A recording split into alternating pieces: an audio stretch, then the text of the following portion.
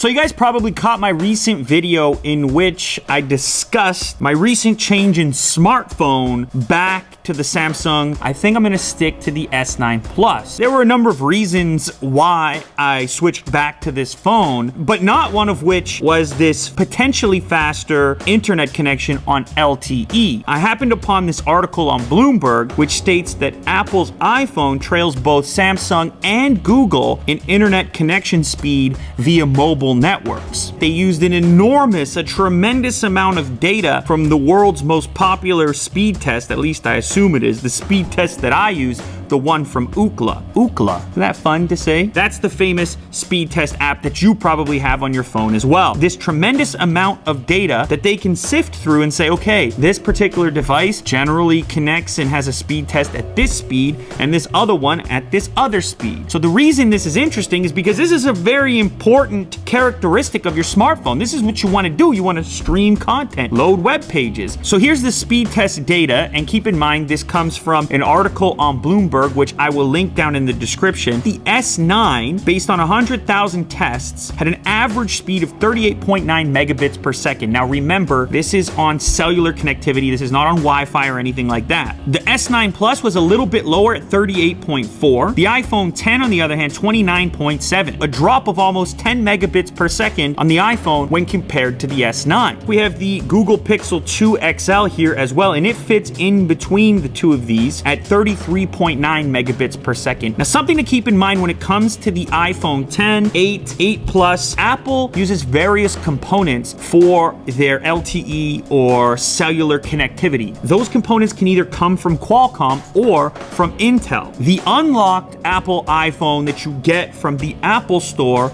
will likely have Qualcomm components in it, whereas the iPhone that you buy through AT&T is more likely to have Intel components. Qualcomm's latest modems are usually speedier than the ones built by Intel, but Apple uses software to keep the speeds of the Qualcomm chips closer to that of the Intel devices. Beginning to sound like another one of these conspiracies going on, downgrading the capabilities of the Qualcomm-based devices strictly to match the Intel-based devices so that they have uniformity across the board. I thought, hey, this is some interesting information here. It's an interesting development, and I fully understand that the number of variables in play are vast, but nonetheless, I wanted to see for myself, if I just grab my SIM card, swap it between these three devices, will I see a significant difference in the neighborhood of 10 megabits per second? Or maybe I'll find something different. All right, so I'm gonna go ahead and load up the speed test and do 3 separate tests on each of these devices. I'm gonna make sure as well to select the same server for each of these 3, which is located at the same distance. I'll then be swapping my SIM card between all 3 to make sure they're on the same carrier as well. This is a real world use case scenario, holding onto the device the way a normal person would, and it's all on the exact same network. Okay, so here we go. We have the numbers. The numbers are in. They seem to meet, actually exceed the difference that was found in the original Bloomberg article. As you can see in my case here in the center, I have the S9 Plus ranging from 74.7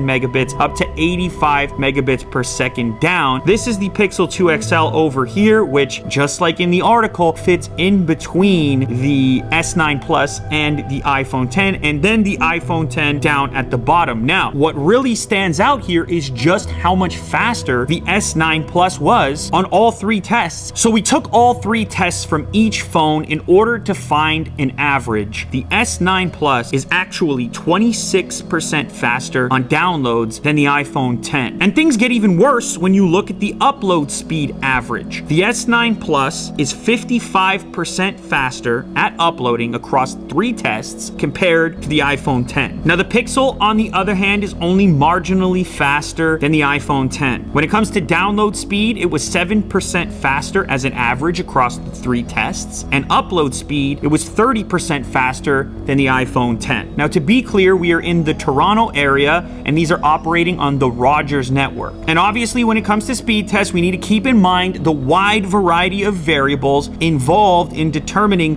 what's responsible for the type of speed that you're getting. But my findings here, alongside the Bloomberg report, are seeming to point in the same direction. And the truth is, you may very well have have the exact same experience if you run a test like this yourself. So if you have access to multiple devices, pop your SIM card out and see what you end up with. Now you can decide for yourself how significant that is depending on your scenario. And if you're like, I don't know, I don't really need a 20+% improvement in download or a 50+ improvement in upload, or maybe, in my neighborhood, I'm getting awesome numbers on the iPhone 10. It's quite possible. But it seems to me the superior product from a communication perspective is sitting in the center right here. So maybe it's something we should be taking a closer look at, because I think it's a significant characteristic. This is interesting stuff, especially if it's because Apple is in some way, through software, toggling back the performance of their Qualcomm hardware just to match up with the Intel stuff that's being sold on different carriers. Then things get real interesting.